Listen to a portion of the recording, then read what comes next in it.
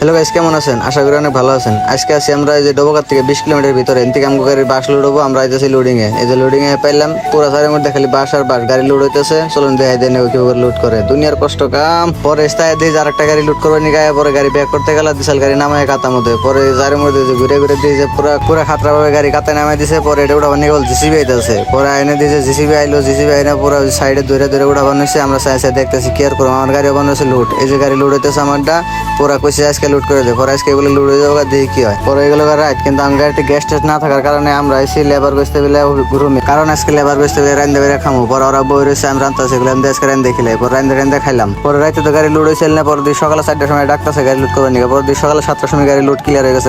পরে আমি কাগজ দিয়ে নিতেছি, কারণ গাড়ি লোড হওয়ার পরে দেরি করবো না, ফটাফট জামগা। পরে যে গাড়ি লোড হয়ে গেল গা, পরে আমি যে কাগজ দিয়ে চা খাবার খেতেছি। চা খাই দিয়ে ওরা গাড়িতে রশি বানতেছে, কারণ বাস হয়ে গেছে হাইট হাইট গাড়িতে রশি নামালে তার জাম যাবো না। পরে রশি পরে বিন্দু বানতেছে।